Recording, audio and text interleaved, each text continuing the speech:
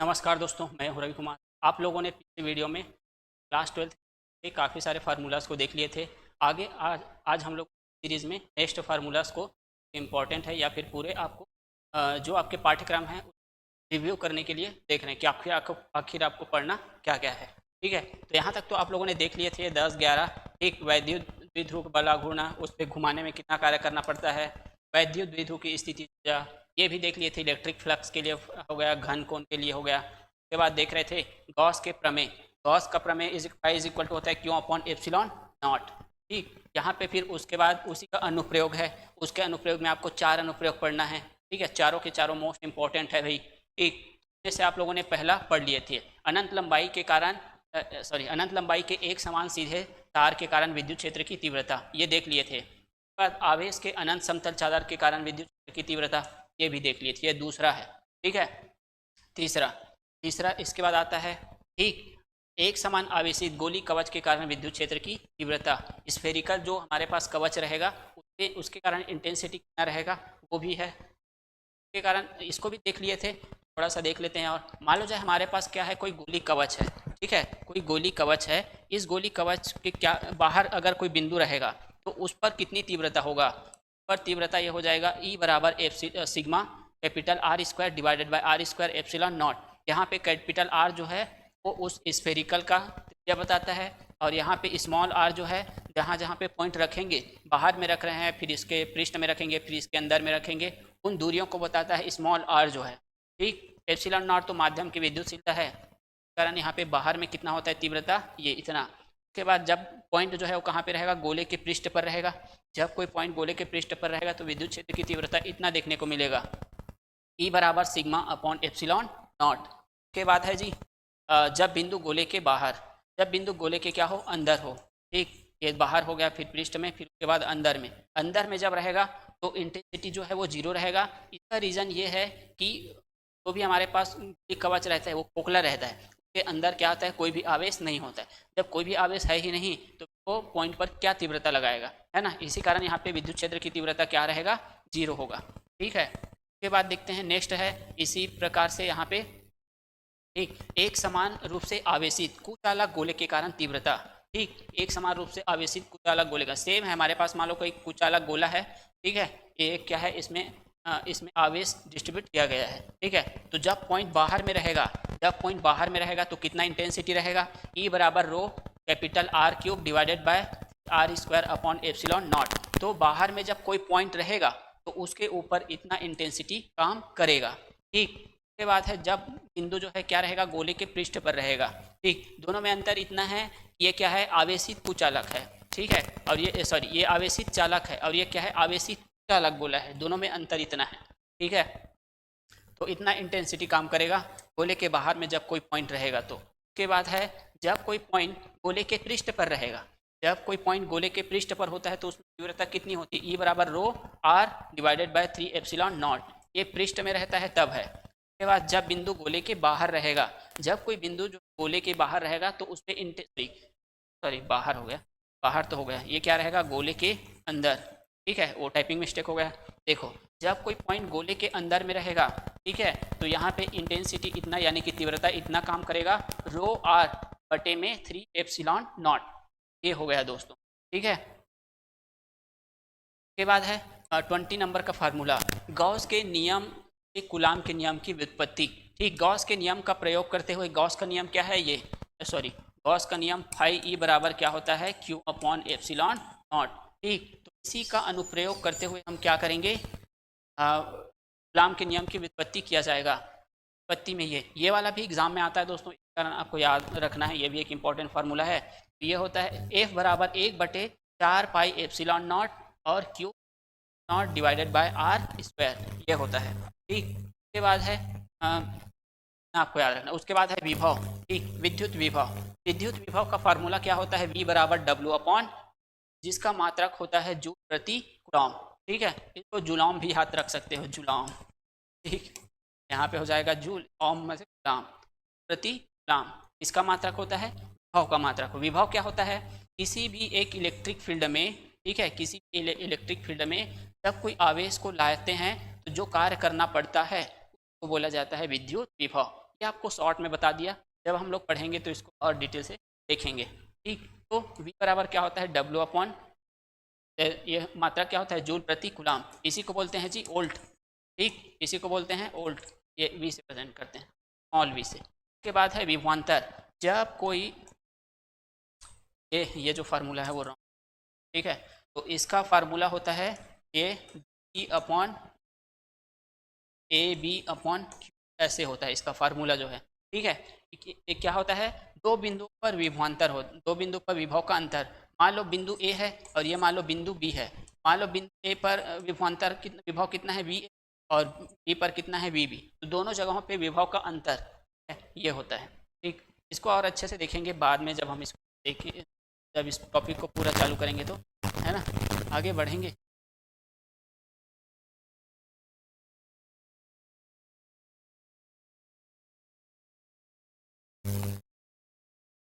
ये 22 number formula. अब देखते हैं 23 नंबर 23 फार्मूला, बिंदु आवेश के कारण किसी बिंदु पर विभव। ठीक है, कोई बिंदु आवेश है तो उसके कारण कितना विभव काम करेगा, तो ये सूत्र याद रखना, बराबर 1/4 pi epsilon not Q upon R square. चुपक पढ़ोगे तो वहाँ पे भी होगा। ठीक है, तो ये V बराबर 1/4 pi epsilon not Q upon R square होता है। ठीक, अब जब यही क्या करेंगे, जब कोई वैद्युत द्विध्रुव है ना, वैद्युत द्विध्रुव है ये यहाँ पे। ठीक, वैद्युत जब रहेगा, ठीक, तो उसको उसके अक्ष में मान लो कोई बिंदु है, तो उस जगह पे तीव्रता निकालना है, तो उसके लिए ये है। ठीक, तो किसी बिंदु पर अक्षीय स्थिति में तीव्रता, बिंदु पर अक्षीय स्थिति में तीव्रता के लिए सूत्र होता है यहाँ पे। ठीक, जिस तरीके से हम लोगों ने उधर वैद्युत द्विध्रुव के कारण विद्युत क्षेत्र की तीव्रता निकाले अक्षीय और निरक्षीय स्थिति में, उसी प्रकार से यहाँ पे भी विभव के लिए भी निकाला जाता है। अक्षीय स्थिति मतलब क्षैतिज में रहेगा। ठीक, तो V एक्सिशियल, एक्सिशियल यही यहाँ पे इसको अक्षी भी लिख सकते हैं। ठीक, अक्षी को एक्सिशियल पोजीशन बोलते हैं। 1/4 pi epsilon naught upon R square, जहाँ पे P क्या है जी, वैद्युत द्विध्रुव आघूर्ण है। ठीक, आप लोगों को वो तीव्रता वाले में बताया था। अब उसके बाद निरक्षीय स्थिति में जब विभव निकालेंगे, ठीक, ऐसे निरक्षीय स्थिति मतलब यहाँ पे ऊपर की तरफ ऐसे रखेंगे। ठीक है, वर्टिकल, इसको बोलते हैं इक्विटोरियल या फिर को एक्सिशियल भी बोला जाता है।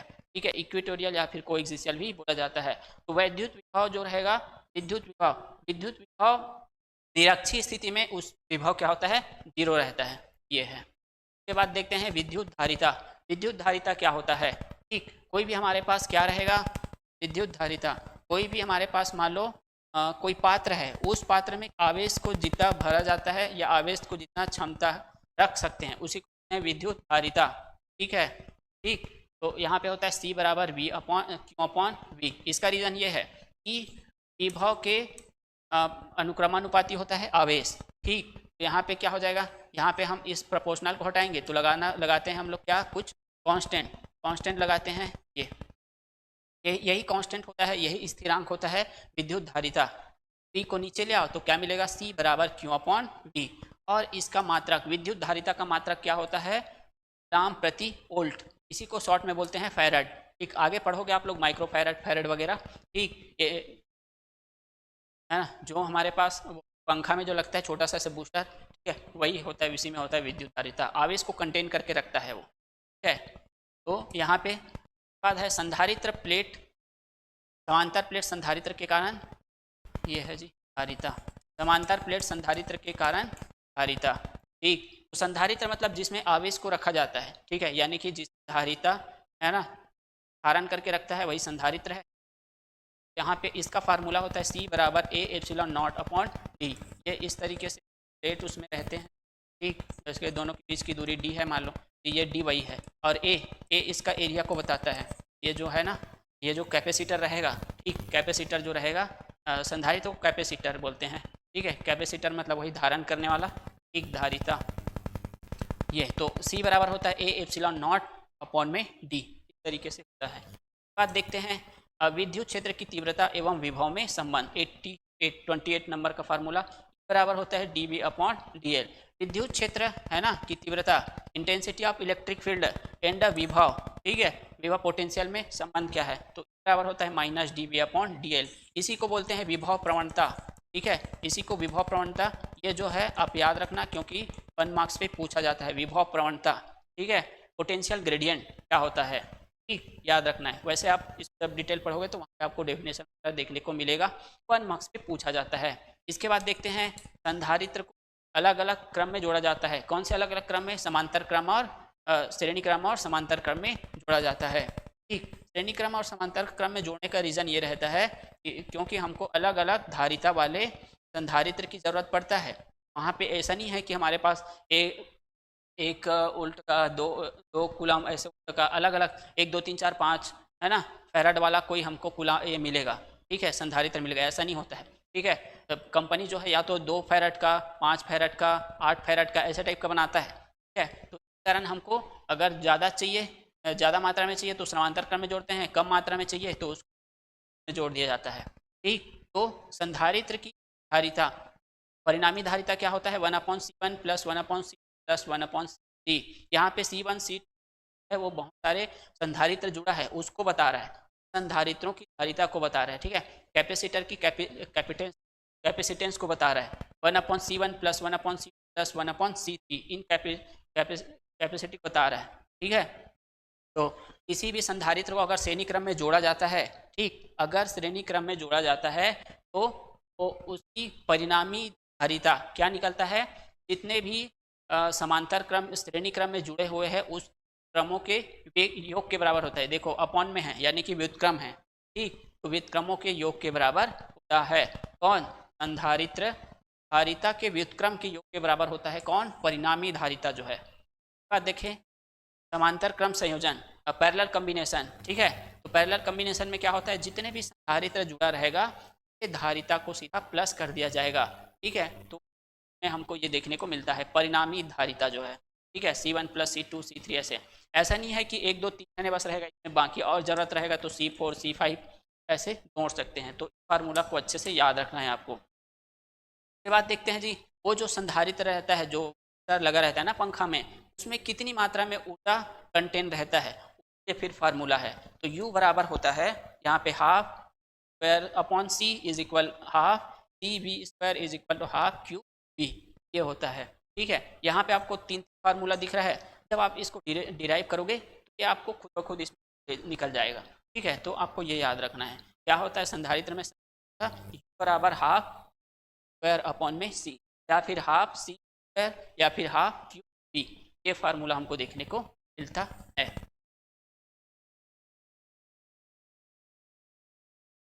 नेक्स्ट 31 फार्मूला, आवेशों का पुनर्वितरण।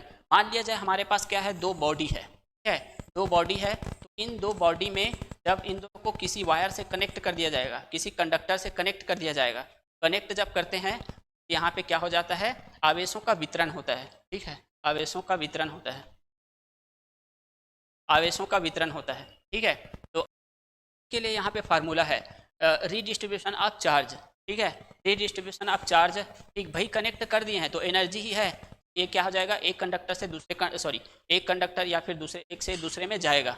ठीक है, तो इसी को बोलते हैं आवेशों का पुनर्वितरण। तो इसके लिए फार्मूला होता है V बराबर C1 E1 plus C2 V2 divided by C1 plus C2। एक और फार्मूला होता है Q1 days upon Q days is equal C1 upon C2। ये हमको दोनों फार्मूला याद रखना है।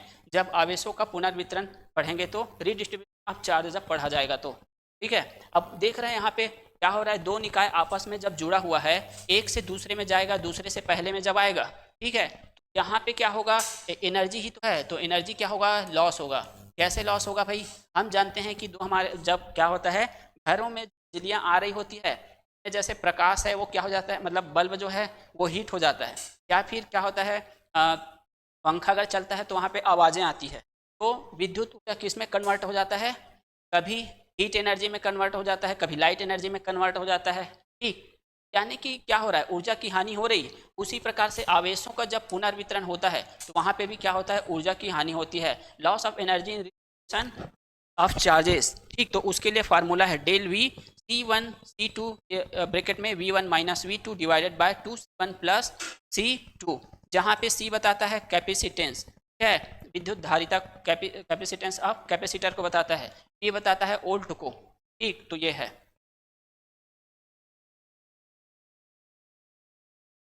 उसके बाद देखो विद्युत धारा क्या है?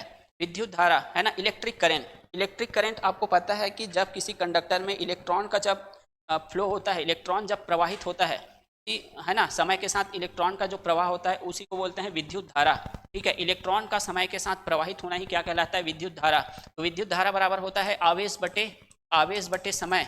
ठीक, आवेश बटे समय। इसी को शॉर्ट में लिखा जाता है D Q upon D T, या फिर इसको ऐसे लिखते हैं कैपिटल क्यू अपॉन आई। धारा को प्रेजेंट करते हैं कैपिटल आई से, तो क्यू अपॉन टी ऐसे, है ना। अब इसका मात्रक होता है कूलाम प्रति सेकेंड। ठीक, कूलाम प्रति सेकेंड। इसी को शॉर्ट में बोला जाता है एम्पियर। ठीक, इसी को शॉर्ट में बोलते हैं एम्पियर। तो फाइनली आपको याद रखना है विद्युत धारा का मात्रक क्या होता है? एम्पियर होता है।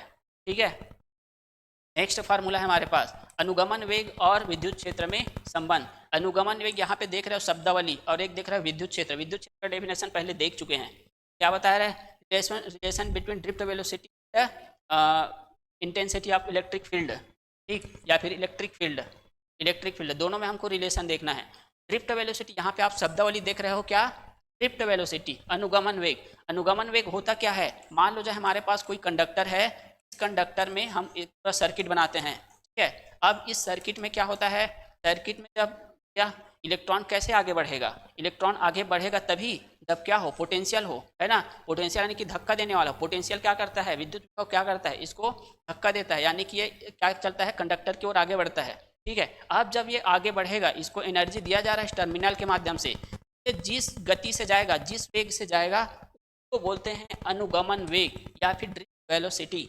ठीक है, तो अनुगमन वेग और विद्युत क्षेत्र में संबंध ये होता है वेक्टर वी। अच्छा, अनुगमन वेग को प्रेजेंट करते हैं स्मॉल वी से। ठीक है, ये तो इस vector P D is equal होता है minus E vector capital E divided by M tau. Tau बताता है हमारे पास किसको? एक इलेक्ट्रॉन से दूसरे इलेक्ट्रॉन में जब टकराता है तो उस समय को बताता है। ठीक है, इसे बोलते हैं श्रांति काल। नेक्स्ट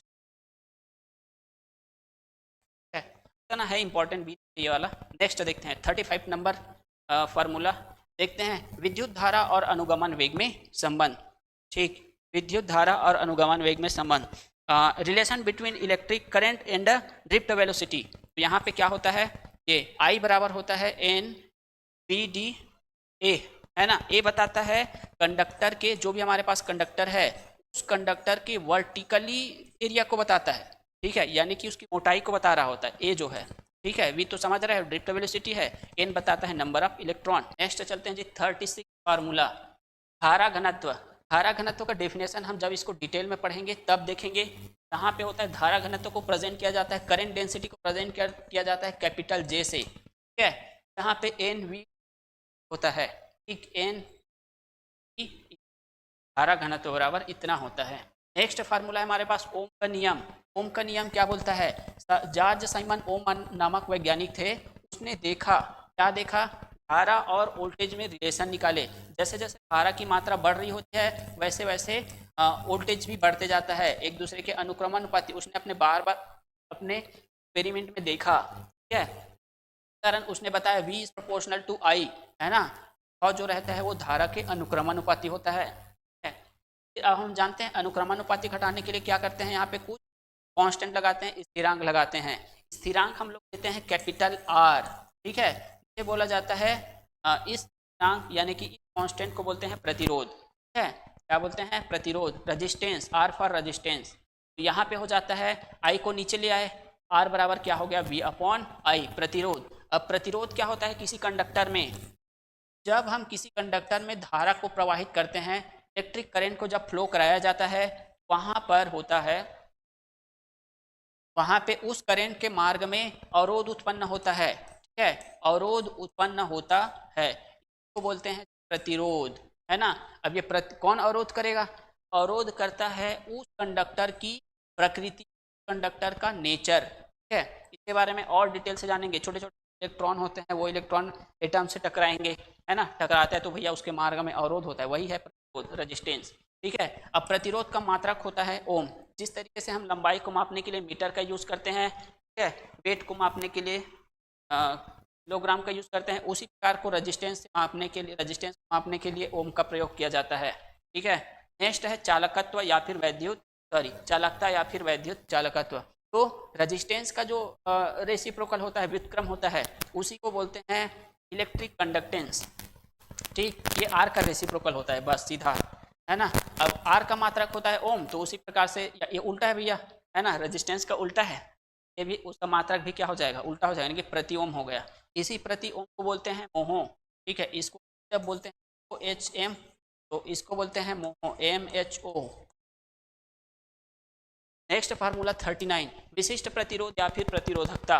विशिष्ट प्रतिरोध या फिर प्रतिरोधकता क्या होता है, ये भी का रजिस्टर का क्या होता है, ठीक, रजिस्टर का एक प्रॉपर्टी होता है, अभिलाक्षणिक गुण होता है। ठीक है, तो विशिष्ट प्रतिरोध या फिर प्रतिरोधकता क्या है, फिर फार्मूला देखते हैं, बाद में इसको डिटेलेशन देखेंगे। तो रो इज इक्वल होता है capital R A divided by L. तो रो बराबर क्या होता है, R A upon L.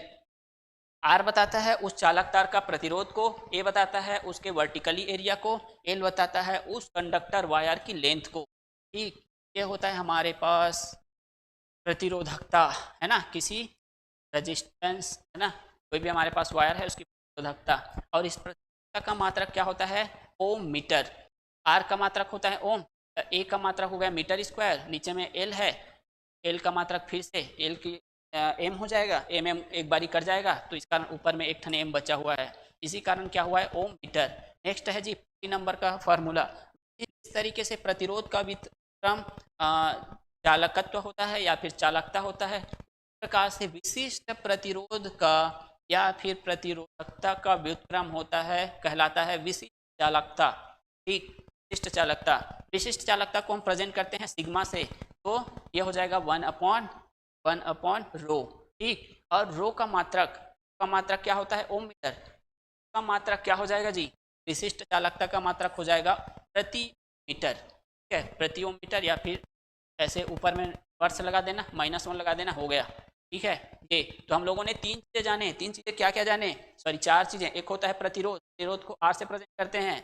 Electric conductance यानी कि चालकता, वैद्युत चालकत्व है, उसको प्रेजेंट करते हैं हम लोग कैपिटल जी से। ठीक है, आर बाद कैपिटल जी, फिर उसके बाद देख रहे हैं प्रतिरोधकता यानी कि विशिष्ट प्रतिरोध, प्रतिरोध को प्रेजेंट करते हैं किससे, रो से। उसके बाद देख रहे हैं विशिष्ट चालकता, विशिष्ट चालकता प्रेजेंट करते हैं किससे, सिग्मा से।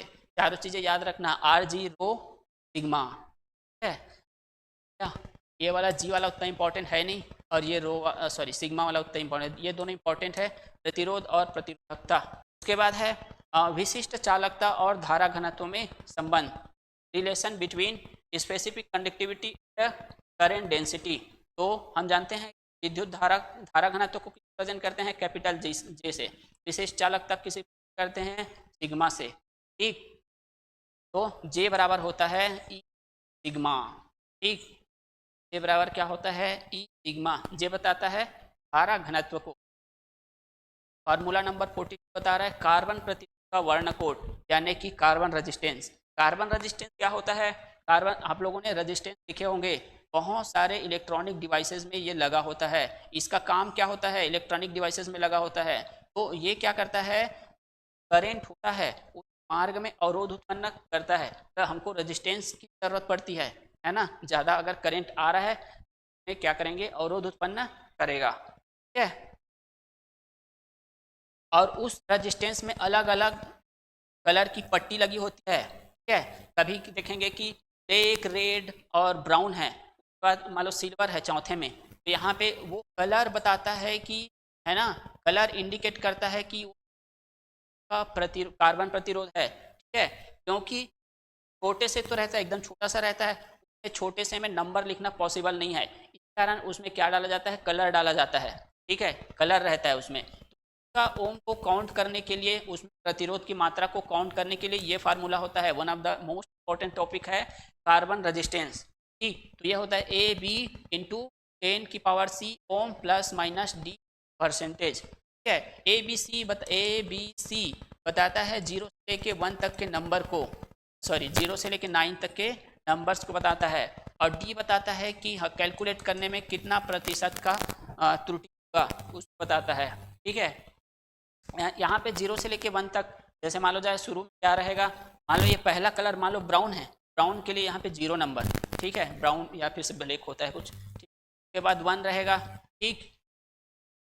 ऐसे अगर यहाँ पे मान लो क्या है, ब्राउन कलर है या फिर ब्लैक कलर है, तो ब्लैक कलर के लिए 1 नंबर देंगे यहाँ पे 1। ऐसे ऐसे मतलब उसमें देते जाते हैं, डिटेल बाद में पढ़ेंगे। याद रखना है आपको क्या, कार्बन प्रतिरोध, ठीक।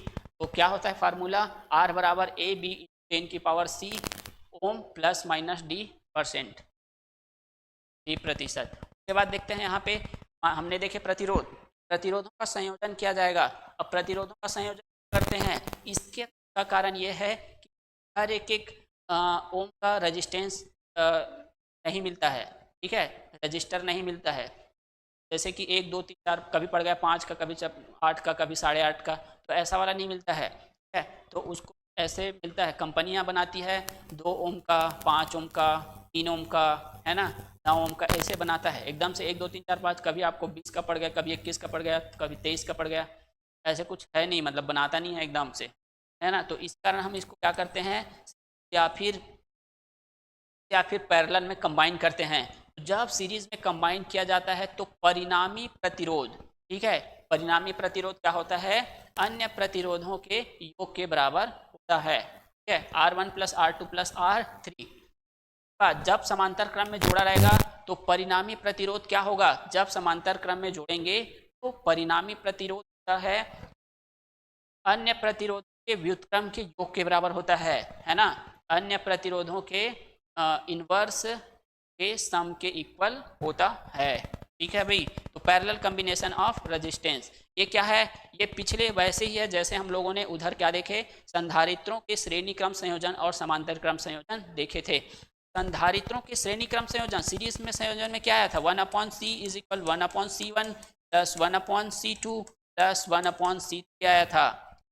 समांतर क्रम संयोजन में क्या आया था, C = C1 + C2 + C3 ऐसे आया था। तो देख सकते हो रेजिस्टेंस में क्या है, सीधा जुड़ा हुआ है, जबकि कैपेसिटर वाला में क्या हुआ है, व्युत्क्रम करके जोड़े हैं श्रेणी क्रम में, है ना। समांतर क्रम में क्या है, रेजिस्टेंस उल्टा है और कैपेसिटर को जो है, ठीक है, वो सीधा है, यहाँ पे देख लो, ठीक। तो ऐसे कंपेयर करके पढ़ोगे यदि तो आपको देर तक याद रहेगा, ठीक। आइए देखते हैं नेक्स्ट। एग्जाम में पूछ देता है कि प्रतिरोधों का श्रेणी क्रम संयोजन के लिए व्यंजक डिराइव करिए। नेक्स्ट है किरचॉफ का नियम। किरचॉफ का नियम क्या बोलता है, ठीक है, मान लो जो हमारे पास किरचॉफ का नियम बोलता है समेशन ऑफ AI = 0, यानी कि विद्युत धाराओं का योग जो है वो क्या होता है, शून्य होता है। कहाँ पे शून्य होता है, मान लिया जाए किसी टर्मिनल में विद्युत धारा आ रहा है ना, इंटर करता है ऐसे। अब उसके बाद ये क्या होगा, यहाँ से गुजर के जाएगा, इस तरीके से मान लो चला गया, ठीक। जब ये जितनी धारा आता है किसी टर्मिनल पे, धारा वहाँ से चला जाता है, यानी कि समेशन ऑफ I क्या रहता है, 0, ठीक है। विद्युत धाराओं का योग क्या होता है, शून्य होता है। यही बोलता है किरचॉफ का फर्स्ट नियम, ठीक है। इसी कारण मान लो जाए ये I1 है, ये मान लो जाए I2 है, ये प्लस ये जो है I3 है, इंटर हो रहा है टर्मिनल में। अब इससे गुजर जाएगा, ये हो जाएगा I4, ये हो जाएगा I5, ठीक। जितना आया है उन सभी का योग I1 + I2 + I3 के बाद जितना इससे निकल रहा है, ठीक है, बाहर हो रहा है, सभी के का योग, दोनों इंटर हो रहा है उन सभी का योग और एग्जिट हो रहा है उन सब का योग आपस में बराबर होता है। इसी कारण यहाँ पे बोलते हैं समेशन ऑफ I = बाद है किरचॉफ का दूसरा नियम, सेकेंड नियम, इसी को बोला जाता है बंद पास का नियम या फिर उल्टता का नियम कहते हैं, ठीक। तो ये क्या होता है, किरचॉफ का द्वितीय नियम या फिर बंद पास का उल्टता का नियम, ये बताता है समेशन IR = समेशन E, ठीक, ये होता है। या इसी को बोलते हैं समेशन ऑफ V = 0, ठीक। तो क्या याद रखना है, summation of IR = summation of E, ये होता है। या ये बस दिया है आपके बुक में, जबकि यहाँ पे समेशन ऑफ दिया नहीं है, ठीक है, इसको भी याद रखना, वही है लेकिन, है ना, आपको दिया नहीं है बुक में, पर वाला बस दिया है, ठीक। ये है फार्मूला नंबर 46। व्हीटस्टोन सेतु क्या होता है, व्हीटस्टोन ब्रिज क्या होता है। तो व्हीटस्टोन नामक जो साइंटिस्ट थे उसने क्या किया था, किसी भी एक चतुर्भुज में, है ना, मान लो जाए एक चतुर्भुज है, इसमें उसने रेजिस्टेंस को जोड़ दिया, चारों जो साइड था ना, चारों जो भुजा था, रेजिस्टेंस को जोड़ दिया उसने। अब रेजिस्टेंस को जोड़ा, उसको क्या मतलब था ना, ऐसे उस अलग अलग 4 ने रेजिस्टेंस को जोड़ दिया।